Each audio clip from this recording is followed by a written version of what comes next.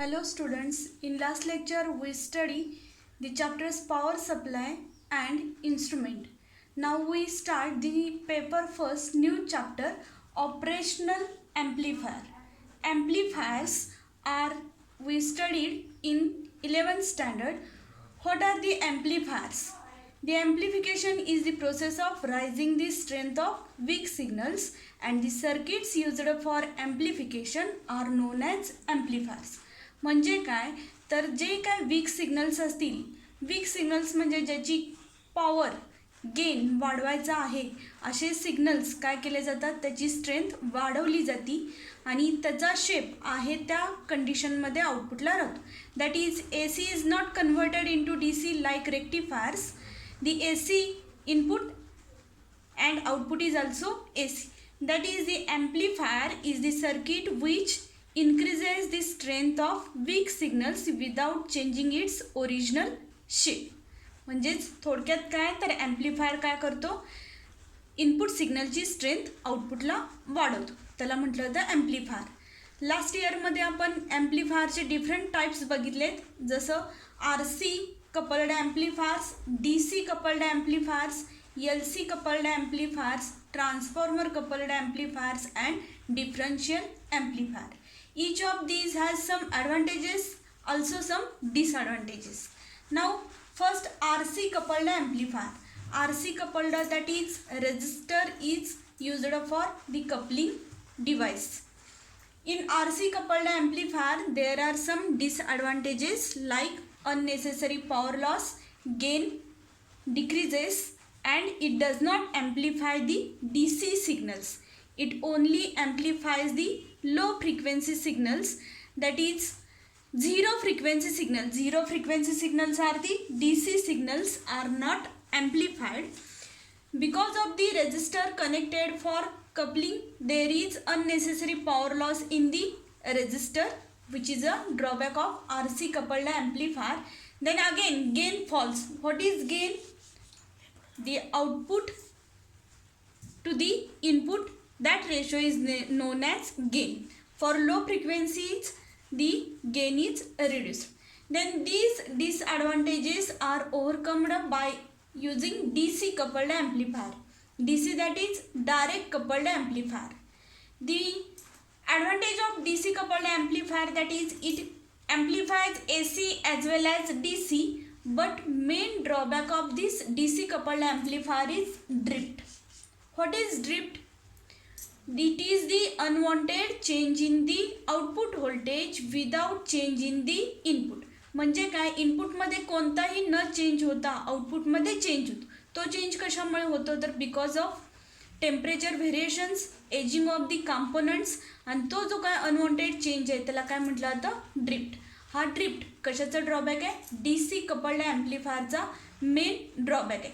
आणखीन त्यामध्ये काय होतं तर त्याचा गेन काय केला जातो, डिक्रीज होतो.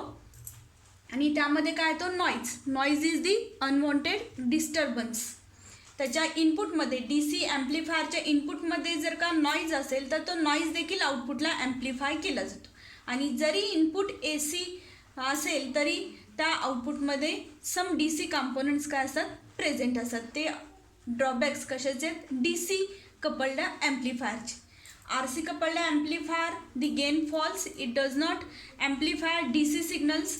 The DC coupled amplifier amplifies the DC signals, but it has main drawback, drift. Drift is the unwanted change in the output. Then this drift is reduced by using this differential amplifier. Now what is differential amplifier? Differential amplifier has two inputs. The differential amplifier amplifies the difference between two input signals and rejects the common mode signal. म्हणजेच differential ॲम्प्लिफायरला दोन inputs असतात, inverting input आणि non inverting input. त्या दोन input सिग्नल्समधला जो difference असेल तो काय केला जातो, ॲम्प्लिफाय केला जातो आणि आउटपुटला पाठवला जातो. मग हा काय डिफरन्शियल ॲम्प्लिफायरमध्ये ड्रिफ्ट कमी केला जातो. आणि त्याचा ॲडव्हान्टेज काय डिफरन्शियल ॲम्प्लिफायरचा, तो काय basic building block of op amp. Op amp that is the operational amplifier. म्हणजेच ऑपरेशनल ॲम्प्लिफायरच्या कन्स्ट्रक्शनमध्ये मेन पार्ट कोण असतो तर डिफरन्शियल ॲम्प्लिफायर असतो. आणि डिफरन्शियल ॲम्प्लिफायरचं ॲडव्हान्टेज काय, तो ड्रिफ्ट काय करतो, कमी करतो. पूर्णतः ड्रिफ्ट घालवली जात नाही, फक्त ती काय केली जाते, थोड्या प्रमाणात रिड्यूस केली जाते. Differential amplifier is the amplifier which amplifies the difference between two input signals and rejects the common mode signal. Now we get the operational amplifier.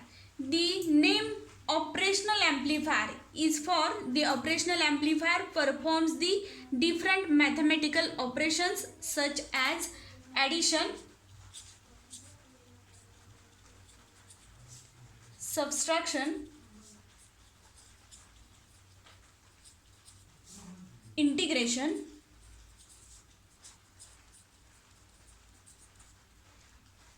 comparison,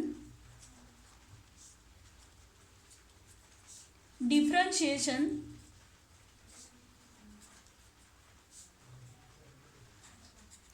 such mathematical operations are performed by using operational amplifier. Therefore it is known as operational amplifier. The diagram shows the symbol of operational amplifier. It has two input signals, inverting input which is denoted by minus sign and non-inverting input signal which is denoted by plus sign. It uses the dual power supply, that is plus VCC and minus VEE. हा जो काय dual power supply तो last स्टँडर्डमध्ये आपण differential ॲम्प्लिफायरमध्ये बघितलेला आहे. And one output view, inverting input, non inverting input, dual power supply plus VCC minus VEE and output voltage view. IC 741 is used for this operational amplifier. Operational ॲम्प्लिफायरचा IC number किती असतो तर 741. आता हा inverting input आणि non inverting input असं का म्हटलं जातं, तर जेव्हा इन्व्हर्टिंग इनपुट, ज्या इनपुटला इनपुट व्होल्टेज, टर्मिनलला इनपुट व्होल्टेज अप्लाय केल्यानंतर जर का आउटपुट व्होल्टेज आणि इनपुट व्होल्टेज हे आउट ऑफ फेज असतील तर त्याला काय म्हटलं जातं, इन्व्हर्टिंग इनपुट. आणि त्यामुळं तो कशाने डिनोटेड केला जातो, मायनस साईन. त्याच पद्धतीनं नॉन इन्व्हर्टिंग इनपुटला जेव्हा इनपुट अप्लाय केलं जातं तेव्हा इनपुट आणि आउटपुट्स काय असतात, इन फेज असतात, म्हणून तो डिनोटेड केला जातो प्लस साईन. हा जो काय क्वेश्चन आहे, इन्व्हर्टिंग इनपुट आणि नॉन इन्व्हर्टिंग इनपुट का म्हटलं जातं, तर ओरल प्रॅक्टिकलच्या वेळेस ओरलला हा क्वेश्चन विचारला जातो. ऑपरेशनल ॲम्प्लिफायरच्या इनपुट्सला इन्व्हर्टिंग इनपुट्स आणि नॉन इन्व्हर्टिंग इनपुट्स असंच का नाव आहे किंवा का म्हटलं जातं. तर इन्व्हर्टिंग का म्हटलं जातं, तर इनपुट आणि आउटपुट्स काय असतात 180 डिग्री आउट ऑफ फेज. आणि नॉन इन्व्हर्टिंगमध्ये काय असतं, तर इनपुट्स आणि आउटपुट्स काय असतात, in phase. This is the inverting input terminal and non inverting input terminal, the symbol of the operational amplifier. Then next figure shows the block diagram of operational amplifier. In this block diagram, first differential amplifier, second differential amplifier, emitter follower, DC level shifter, output stage and constant current source. The block diagram consists of three stages. In first stage it has first differential amplifier and constant current source. In second stage, second differential amplifier, emitter follower and DC level shifter. And the third stage is the output stage in which a push-pull amplifier is considered. In first, differential amplifier जसं आपण बघितला, differential amplifier काय असतो, दोन inputs असतात, inverting input आणि non inverting input. पहिला जो डिफरन्शियल ॲम्प्लिफायर आहे तो काय डबल एंडेड आहे. डबल एंडेड म्हणजे काय, त्याचे जे काय दोन आउटपुट्स आहेत VO1 अँड VO2 कुठं अप्लाय केलेले आहेत, सेकंड डिफरन्शियल ॲम्प्लिफायरला अप्लाय केलेले आहेत. मग फर्स्ट डिफरन्शियल ॲम्प्लिफायर काय करतो, रिड्युसेस दी नॉईज. जो नॉईज प्रेझेंट असेल इनपुटमध्ये तो काय केला जातो, रिड्यूस केला जातो. आणि फर्स्ट डिफरन्शियल ॲम्प्लिफायर काय इन्क्रीज करतो तर CMRR. Now what is the CMRR, common mode rejection ratio. आता हा कॉमन मोड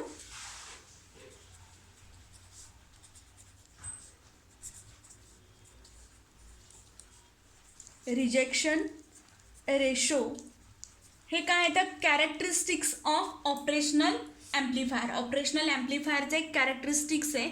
मग तो CMRR काय केला जातो, ह्या फर्स्ट स्टेजमध्ये इन्क्रीज केला जातो. तो पुढे आपण कॅरेक्टरिस्टिक्समध्ये CMRR बघणार आहे. मग जो कॉमन मोड रिजेक्शन रेशो आहे तो फर्स्ट स्टेजमध्ये वाढवला जातो. नॉईज काय केला जातो, डिक्रीज केला जातो. CMRR वाढवला जातो, नॉईज डिक्रीज केला जातो. आणि ह्या फर्स्ट डिफरन्शियल ॲम्प्लिफायरचा जो इनपुट इम्पिडन्स आहे तो काय असतो, हाय असतो. Impedance is the total opposition to the flow of current. मग हा फर्स्ट डिफरन्शियल ॲम्प्लिफायरचा जो इम्पिडन्स आहे तो काय असतो, हाय असतो. ह्या पद्धतीनं डबल एंडेड जे काय आउटपुट आहे फर्स्ट डिफरन्शियल ॲम्प्लिफायरचं ते कुठे गेले, सेकंड स्टेजला गेले. सेकंड स्टेजमध्ये काय, second differential amplifier, emitter follower and DC level shifter. Second differential ॲम्प्लिफायरचं आउटपुट जे काय ते सिंगल एंडेड आहे. म्हणजे एका ट्रान्झिस्टर, जे डिफरन्शियल ॲम्प्लिफायरमध्ये 2 ट्रान्झिस्टर्स प्रेझेंट असतात, Q1 आणि Q2. फर्स्ट डिफरन्शियल ॲम्प्लिफायरमध्ये दोन्ही ट्रान्झिस्टरचं आउटपुट अप्लाय केलेलं आहे. सेकंड डिफरन्शियल ॲम्प्लिफायरमध्ये Q1 किंवा Q2 दोन्हीपैकी एका ट्रान्झिस्टरचं आउटपुट कुठं दिलेलं आहे आपण, एमिटर फॉलोअरला. अगेन ह्या डिफरन्शियल ॲम्प्लिफायर, सेकंड डिफरन्शियल ॲम्प्लिफायरमध्ये काय केला जातो, तर CMRR वाढवला जातो आणि गेन काय केला जातो, वाढवला जातो. म्हणजेच काय, तर डिफरन्शियल 2 स्टेजेसमध्ये, पहिल्या 2 डिफरन्शियल ॲम्प्लिफायरमध्ये त्याचा स्ट्रेंथ वाढवली जाते, CMRR वाढवला जातो आणि गेन वाढवला जातो.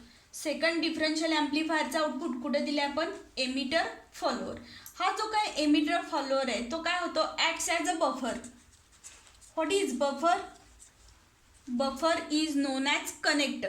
The emitter follower works as buffer between input stage and output stage. Input stage आणि output stage ला एकत्र कनेक्ट करण्याचं काम कोण करतो, हा एमिटर फॉलोअर करतो. आणि ह्या एमिटर फॉलोअरचा गेन काय असतो, unity that is equal to 1. Emitter फॉलोअरचा गेन काय असतो, equal to 1. Emitter follower works as buffer between 2 stages. The gain of this emitter follower is equal to 1 or unity gain amplifier ह्या emitter follower मध्ये present असतो. The emitter follower single ended output is given to the DC level shifter. आता हा DC level shifter कशासाठी use केला जातो, तर जेव्हा इनपुट 0 असेल तेव्हा आउटपुट कसं पाहिजे आपलं, मस्ट बी 0. पण एखाद्या वेळेस एरर व्होल्टेजमध्ये काय होतं, इनपुट प्रेझेंट नसताना आउटपुट आपल्याला मिळतो, मग ते नको आहे, त्यासाठी DC लेवल शिफ्टर काय केला जातो, यूज केला जातो. The DC level shifter is used to connect the input voltage and output voltage. It gives the output voltage 0 when the input is 0. This is the DC level shifter. Next is the output stage. The DC level output is given to the output stage. The output stage is a push-pull amplifier. हा push pull amplifier पण आपण 11वीच्या amplifier चॅप्टरमध्ये बघितलेला आहे. Push pull ॲम्प्लिफायरमध्ये पण त्याची strength वाढवली जाते आणि आउटपुट स्टेजचं जे काय आउटपुट असेल ते कुठं दिलं आहे, output to the load resistor RL, जो काय आउटपुटला लोड असेल त्याला कनेक्ट केलं जातं. Constant current source is given to the first differential amplifier. This is the block diagram of operational amplifier. ह्यामधले ब्लॉक डायग्राममधले जे ॲरोज आहेत, कुठून आउटपुट कशाला इनपुट दिलेला आहे हे ॲरो महत्त्वाचे. जर का ॲरो नसतील कोणत्याही ब्लॉक डायग्राममध्ये, आतापर्यंत जेवढ्या आपण ब्लॉक डायग्राम्स बघितला त्यामध्ये हे ॲरो इंडिकेट काय करतात, तर direction from which input is taken and कुणाला इनपुट अप्लाय केले आणि कुठून इनपुट आलेलं आहे ते ॲरो इंडिकेट करतो. त्यामुळे प्रत्येक ठिकाणी ब्लॉक डायग्राममध्ये ॲरो महत्त्वाचा आहे. तो ॲरो नाही दिला तर सगळी जी काय डायग्राम आहे ती काय दिली जाते, चुकीची धरली जाते. हा block diagram of operational amplifier आहे, तो 4 मार्कांच्यासाठी क्वेश्चन येतो. त्यामध्ये 2 मार्कांना डायग्राम असते आणि explanation of each block is used for 2 marks. ह्यामध्ये ॲरोज महत्त्वाचे आहेत. First differential amplifier increases the CMRR, reduces the noise. The second differential amplifier increases the gain. The input impedance of first differential amplifier is high. The second differential amplifier's output is given to the emitter follower. Emitter follower acts as buffer between 2 stages. The gain of this amplifier is equal to 1, that is unity gain. The DC level shifter is used to take the output to 0 when the input is 0. Output stage is a push-pull amplifier. This is the about block diagram of operational amplifier. Next आपल्याला काय बघायचे तर characteristics of operational amplifier. The parameters for op-amp are input bias current, input offset current, input offset voltage, common mode rejection ratio, slew rate, open loop gain, closed loop gain, and last one is frequency response. We study one by one. First, input bias current. आत्ताच आपण बघितलं की ओपॅम्पचा basic building block कोण असतं तर differential amplifier. आणि differential ॲम्प्लिफायरच्या इनपुटमध्ये काय असतात तर दोन ट्रान्झिस्टर्स असतात Q1 आणि Q2. त्या दोन ट्रान्झिस्टरच्या biasing that is apply the voltage. त्या दोन ट्रान्झिस्टरच्या बायसिंग व्होल्टेजेसमध्ये डिफरन्स असतो. त्यामुळे जो इन्व्हर्टिंग बायस करंट आहे आणि नॉन इन्व्हर्टिंग बायस करंट आहे ते काय असतात डिफरंट असतात. म्हणजेच काय तर input bias current, inverting bias current IB minus and non inverting bias current IB plus are not equal. Therefore, the input bias current IB is defined as the average of two biasing currents. That is, the average of inverting bias current and non-inverting biasing currents is known as input bias current. For IC 741, this input bias current is about 80 nano ampere. 741 साठी तो biasing current किती असतो तर 80 nano ampere असतो. Average of two biasing currents. Next one is input offset current IOS और IIO. आता inverting biasing current आणि non inverting biasing current हे इक्वल नसतात. त्यामध्ये काय असतो डिफरन्स असतो आणि त्या डिफरन्सला काय म्हटलं तर input offset current. The difference between inverting biasing current and non-inverting biasing current is known as IOS. This IOS is typically less than 20% of input bias current. त्याला काय म्हटलं होतं input bias current. Next one is input offset voltage VIO. आता हा VIO काय असतो तर जेव्हा इनपुट 0 आहे, दोन्ही टर्मिनल्स ओपॅम्पचे काय आहेत ग्राउंडेड आहेत, तेव्हा आउटपुट कसं पाहिजे तर 0. पण काय काय वेळेस काय होतं आउटपुटला आपल्याला सम एरर व्होल्टेज मिळते. त्याला काय म्हटलं जातं V एरर. मग आता हा V एरर जर का घालवायचा असेल, डिक्रीज करायचं असेल तर त्यासाठी काय केलं जातं त्या दोन्ही इनपुट टर्मिनलमधला जो डिफरन्स व्होल्टेज आहे तो एका कोणत्या तरी पर्टिक्युलर टर्मिनलला काय केला जातो अप्लाय केला जातो. आणि त्या अप्लाय केलेल्या इनपुटला काय म्हटलं जातं इनपुट ऑफसेट व्होल्टेज VIO. जो एरर व्होल्टेज आहे तो काय असतो आउटपुट ऑफसेट व्होल्टेज. आणि त्या एरर व्होल्टेज इतकाच इनपुट व्होल्टेज काय केला जातो कोणत्या तरी एका टर्मिनलला अप्लाय केला जातो जेणेकरून त्या दोन्हीतला डिफरन्स काय तो इक्वल टू 0 येतो. त्याला काय म्हटलं जातं VIO input offset current input offset voltage. आणि हा जो इनपुट ऑफसेट व्होल्टेज आहे तो IC 741 साठी किती असतो ±2 मिलीव्होल्ट इतका काय असतो तो एरर व्होल्टेज असतो. आणि तो आउटपुट 0 येण्यासाठी तो एरर व्होल्टेज आपल्याला कोणत्या तरी एका टर्मिनलला अप्लाय करायला लागतो. Next one is the common mode rejection ratio CMRR. आताच आपण ब्लॉक डायग्राममध्ये हा पॉईंट बघितला CMRR तो इन्क्रीज केला जातो. मग आता CMRR म्हणजे काय तर ratio of differential voltage gain is denoted by A. Gain is the ratio of output to the input. AD is the differential voltage gain and AC is the common mode voltage gain. ह्या दोन्हीचा जो ratio आहे त्याला काय म्हटलं तर CMRR. The definition of common mode rejection ratio is the ratio of differential voltage gain to the common mode voltage gain AD upon AC. हा कशामध्ये दिला जातो तर DB दॅट इज डेसिबल्समध्ये तो दिला जातो. सपोज जर का तो CMRR जर का 10,000 असेल म्हणजे काय असेल 20 log of 10,000. मग 10,000चं लॉग हे इक्वल किती येतो तर 80 dB इतका येतो. आपण एक एक्झाम्पल म्हणून घेतलं आहे. हा CMRR जर का 10,000 असेल तर CMRR डेसिबेल्समध्ये किती येणार आहे, 80 dB येणार आहे. Common mode rejection ratio defined as the ratio of differential voltage gain to the common mode voltage gain and it is represented in the decibels dB. Next one is the slew rate. Slew rate is the important parameter of the op-amp because it is the maximum rate at which the output can be changed. तो output किती टायमिंगला change होतो, maximum किती change होतो त्या आउटपुटमध्ये, तो कशाने दाखवला जातो, तो स्लीव रेटनी. तो कशाने दिला जातो, SR is equal to DV out by DT.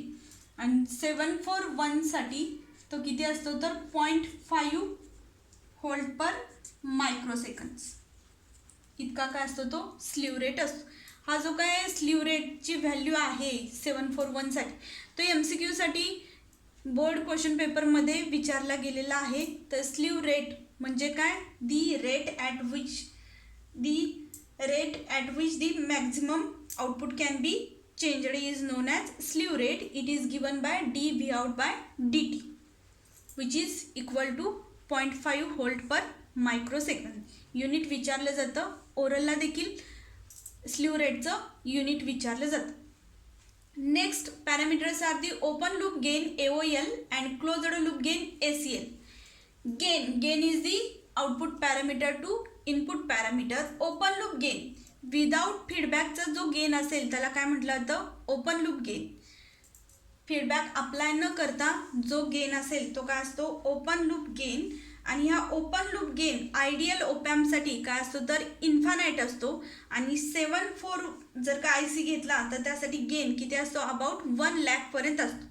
मग इतका जो काय इन्फानाईट गेन आहे तो आपल्याला प्रॅक्टिकली यूज करता येत नाही. प्रॅक्टिकली हा गेन काय असतो, स्टेबल नसतो. स्टेबल नसल्यामुळं तो कशामुळं अफेक्टेड होतो, टेम्परेचर, कॉम्पोनंट एजिंग, ह्याच्यामुळं हा गेन काय होतो, अफेक्ट होतो. आणि तो गेन आपण प्रॅक्टिकली यूज करू शकत नाही. आपल्याला प्रॅक्टिकली कसा पाहिजे, लिमिटेड आणि स्टेबल गेन पाहिजे. मग तो लिमिटेड आणि स्टेबल गेन मिळवण्यासाठी आपण काय केलं, फीडबॅक यूज केले. आणि विथ फीडबॅक जो गेन असतो त्याला काय म्हटलं जातं, closed loop gain. Open loop gain is the without feedback and with feedback is the closed loop gain. Closed loop gain जो काय तो काय असतो, स्टेबल असतो. आणि प्रॅक्टिकली आपल्याला स्टेबल आणि लिमिटेड गेन हवा असतो. आणि तो कशाने दिला जातो, तर ACL is equal to AOL divided by 1 plus AOL beta, where AOL is the open loop gain, beta is the feedback fraction. आणि हा ACL टिपिकली किती असतो, 1000पर्यंत काय असतो, तो क्लोज्ड लूप गेन असतो. Open loop gain is defined as the gain without feedback is known as open loop gain, which is given by V out divided by V in, which is unstable and infinite. Closed loop gain is defined as the gain with feedback, which is given by AOL divided by 1 plus AOL into beta. हा जो काय closed loop gain आहे तो काय असतो, stable आणि काय असतो, डिक्रीज केला जातो. फीडबॅक यूज करून तो गेन डिक्रीज केला जातो. सगळ्या ओपॅम्पमध्ये हा क्लोज्ड लूप गेन यूज केला जातो, म्हणजे फीडबॅक अप्लाय केला जातो. दी last parameter of the operational amplifier is frequency response. The frequency response curve shows the change in the voltage gain with frequency. जो कर्व दाखवला आहे तो काय आपला व्होल्टेज गेन आणि फ्रिक्वेन्सीच्या व्हर्सेसचा काय कर्व आहे.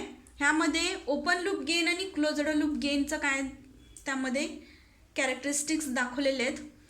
आता कट ऑफ फ्रिक्वेन्सी ही FOL आणि FCL काय त्या कट ऑफ फ्रिक्वेन्सीज आहेत. FOL is of the open loop gain and FCL is of the closed loop gain.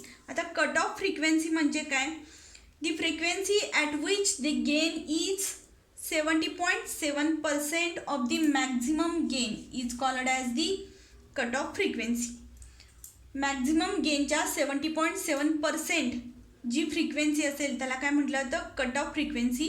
Open loop गेनसाठीची जी काय कट ऑफ फ्रिक्वेन्सी आहे ती किती असती, 10 हर्ट्स असती.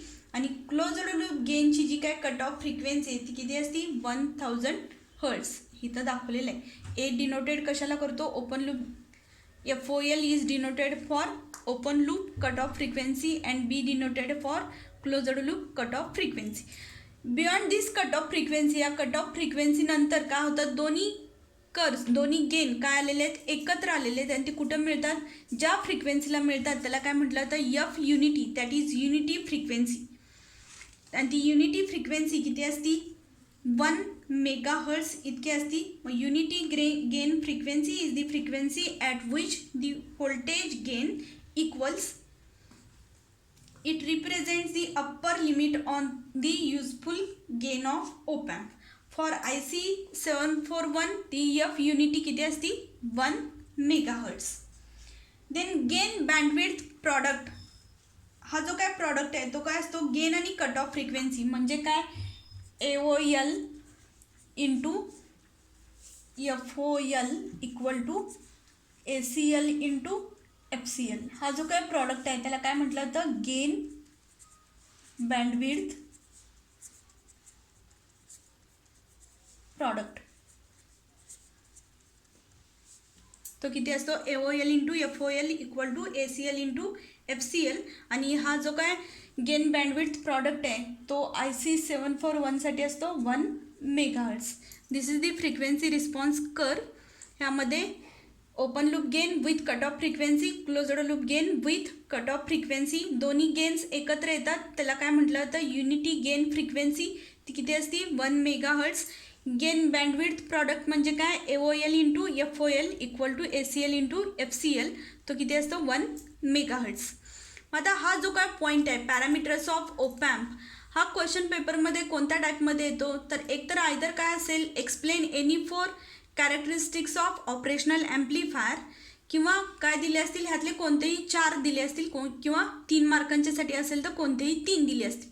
त्यातले इम्पॉर्टंट कोणते कोणते तर इनपुट बायस करंट, नेहमी विचारले जाणारे इनपुट ऑफसेट करंट, CMRR आणि स्लीव रेट. आणि ह्या जो काय फ्रिक्वेन्सी रिस्पॉन्स आहे तो वेगळाच, explain the frequency response curve of op amp for 3 marks.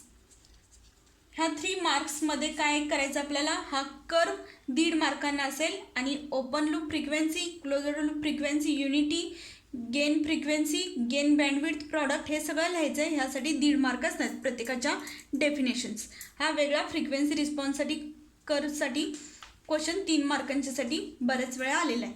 किंवा काय असेल, कोणतेही 4 पॅरामीटर्स एक्सप्लेन करा. त्यामध्ये बऱ्याचदा विचारलेले कोणते कोणते आहेत, input bias current, input offset current, common mode rejection ratio आणि स्लीव रेट. तर आत्ता ह्या लेक्चरमध्ये आपण block diagram of operational amplifier आणि पॅरामीटर्स ऑफ ओपॅम्प बघितला.